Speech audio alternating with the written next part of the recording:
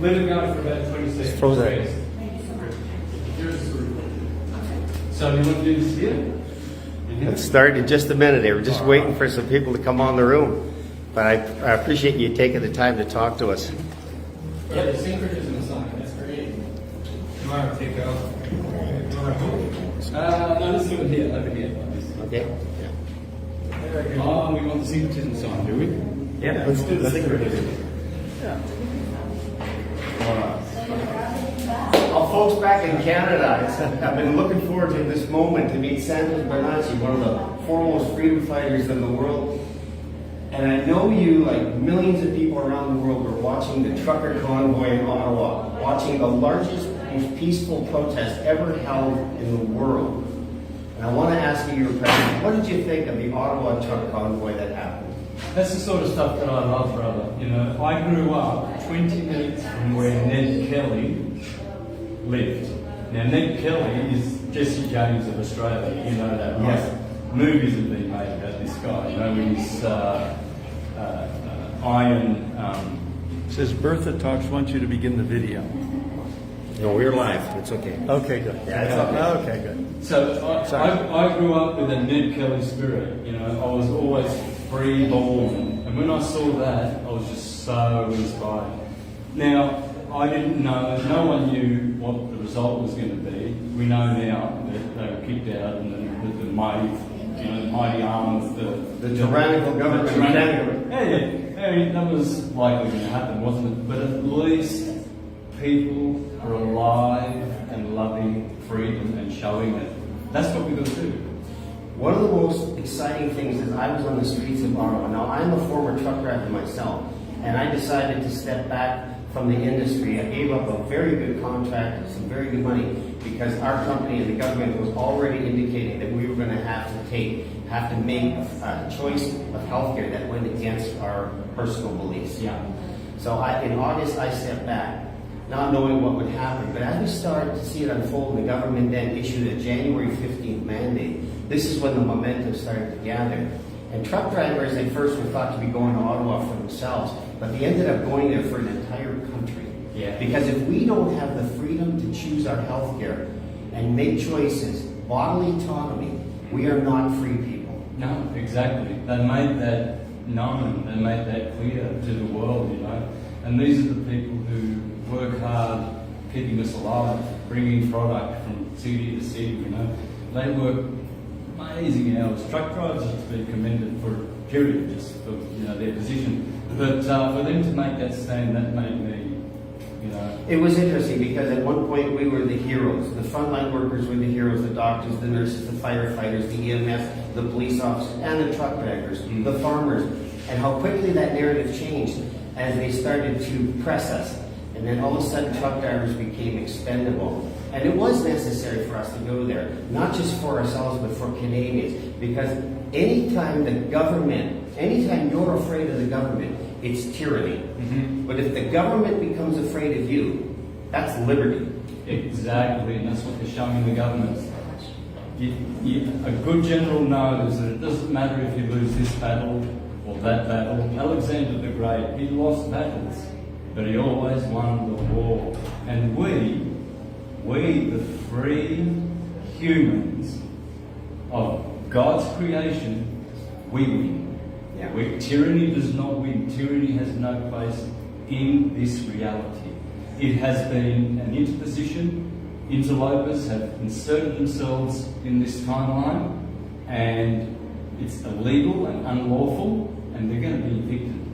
And we are the ones that will do I think justice will prevail. We just don't know the time and the space in which it's going to be delivered. But I think we saw the worst of what we suspected. We've always held our governments in somewhat of a suspicious manner as to what their ultimate motives were. We now, through the process of the pandemic, COVID, it actually pulled back the curtain and revealed the evil that is lurking behind that. They did us a favour. They did us a favor, well said, because we saw the likes of an organization, an unelected organization at the top of the food chain, the WEF, mandating into all of the countries around the world. And it's amazing that our leaders haven't spoken up against that. Why is it that leaders are afraid to speak up against this? Yeah, exactly. It's all about not losing their position, their jobs, their reputation, and of course everybody's getting a little bit of cash. You know how it works, don't We you? have said for a long time, follow the money. Yeah. And there's been more money spent on behalf of Big Pharma and the politics of Big Pharma than we've ever seen in our lives. This corruption is far deeper. And I know you're a spiritual person. We are fighting a battle of a spiritual, Yes. of an epic spiritual level. Epic. But we are Jedis of old, you know, we've been through this before, and when the time comes, when the final battle, the real Armageddon, then the war shall be won, and righteousness will prevail. It always does. I think in the end it's going to look like, I've heard a lot of great speakers say, it's going to look like we're going to lose in the end. Mm-hmm. But then the win will come. Yeah. How do you encourage? I mean, did this not bring you back to all the years that you've been freedom fighting? Mm-hmm. You've got a lot of followers out there, Mm-hmm. and you've sacrificed a lot in the process of fighting for freedom.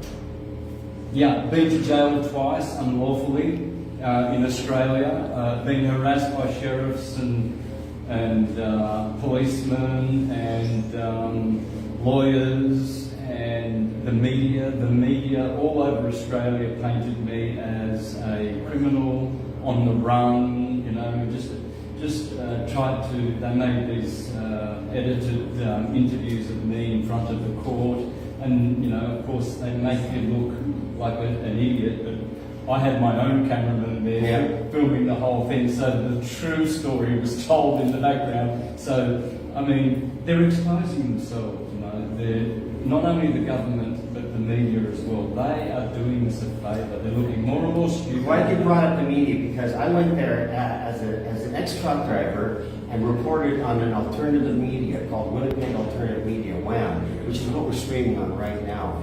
And we knew that if we didn't go, the story would not be told properly. It would be concealed, it would be portrayed. We saw the government, we saw the Prime Minister label us as Nazis, race haters, like every name. In fact, before we arrived, he called us the fringe minority with unacceptable views, keeping in mind that this was a Prime Minister who once said that democracy was the breath of a country, that you couldn't breathe if you weren't free. And here he was. And then, of course, he suddenly came down with COVID. And all of these things, you know, they just parlayed themselves into seeing the government for what it really was. They've exposed themselves. This is just beautiful. You know, the more we put pressure on them, the more they're doing this. I mean, how many people say to you, I've heard this so many times since I was a child, you know when a politician's lying, don't you? His lips are moving. His lips are moving. Now, these same people, they're waiting in line because the government told them they've got to put this experiment in their bodies. The same people who say, you know when a politician's lying, don't you? When their lips are moving, and yet they're lining up. But what's happened is, because they've seen the consequences, those ones that were asleep now, they've been jolted into waking up. So there's more of that demographic of the sleeping, you could say, that are waking up as well. Not only is the awakened group that was always there, has that expanded, now we've got help and support, and it looks like everyone's coming together against one common enemy, you know. All of our differences are put aside, you know, where ethnicity, race, class, it doesn't matter anymore. Everybody knows that something is really, really rotten, and that humanity is got to come together. None of this stuff passes the smell test. No. It stinks to high heaven. And we've been saying, if there isn't a political solution, if there isn't a legal solution, and the judicial is not the answer, what is the answer? That people will finally come together in a unified voice and say no more. When enough is enough. When enough is enough. Enough. Where's that line? Because I sat in front of a law officer and I asked him, sir, what line will you draw that you will not cross? That when the government says you must do this, you would say no. His answer shocked me. He said, I don't know, but we're not there yet. Mm-hmm. Yes. And I think it's important, if you would agree, I don't know, or disagree, that we must know where to draw those lines. Ronald Reagan said it famously, there's no price we will not pay for freedom. Yeah. Yeah. That has to be as true today as when he spoke it. Yeah, for sure. He, in the early days, he was a real truther. He said some gems. He left some gems for the world. So, yeah, we're not there yet, obviously, but we will be. Yeah. This is the thing. No one should lose heart. I've never ever been negative about the future. I've never ever said, we're going to lose this. Always in all my work, there is optimism, always. Because I know, I feel it in me, that I've been through this before, and I'm sure many others have. We are the winners. We win. There's nothing like humankind. There's nothing like this creation in the heavens. We're very, very, very special. In your broadcast earlier, you touched on fear. And it's a very real emotion. And in the last 2 years, we have been conditioned into fear. Fear is a paralyzing emotion, as you know. What do you think of this? When we finally arrest our ultimate fear, our immediate fear will never overcome us. Our ultimate fear is what will happen to us. What will happen to us in death. Yeah. And when we know that, when we have the answer to that, can anything in the present really cause us to fear? No. And is that not the most liberating time in your life to know that you're not afraid anymore? Yeah, absolutely. When you lose the fear, it's a big thing, but you have to. It's only a technique. It's only a technique. If you can remind yourself in the day, when you wake up every day, just say, hey, all right, I'm anxious. Why? Stop yourself, think about it, and say, do I need to be? Because usually everything you're anxious about and fearful about that's coming tomorrow, it doesn't turn up anyway. False expectations appearing real. Fear. Totally opposite comes. And I bet you about 80% of what we fear doesn't even happen. It doesn't. That's the thing. So it's kind of a conditioning from school days. It has to become a conviction in our heart and in our soul. You talked about the triangulation. I've always believed in body, soul, and spirit. And when we connect those things in a powerful way, a triangle is a very powerful figure. Yes, it is. And when we have all three of those in balance, I think we're empowered. I think we truly then begin to live free. We're invincible. We really are. And we have to know that. Not just think it or believe it. Belief doesn't cut it. We have to know that we are invincible. When you look at your frail body and you've thought about all the sicknesses that you've had and all the doubts that you've had, these might cause you to not know that. But you must know, we must know that we are invincible. Whatever we wish, whatever we desire, as long as it's in accord with God's will, it will be ours. It is ours. I think we always have that opportunity to stand on the shoulders of those who've gone before us. You've invested most of a lifetime in freedom fighting, standing up and against the evil, speaking power to truth.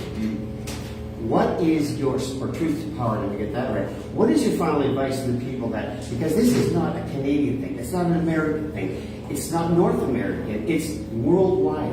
What do you say to the people out there that are fighting in their little neighborhoods for that little piece of land, that little bit of freedom? What's your encouragement to them? Yeah, well, I would say to always believe in themselves and in the truth that they know.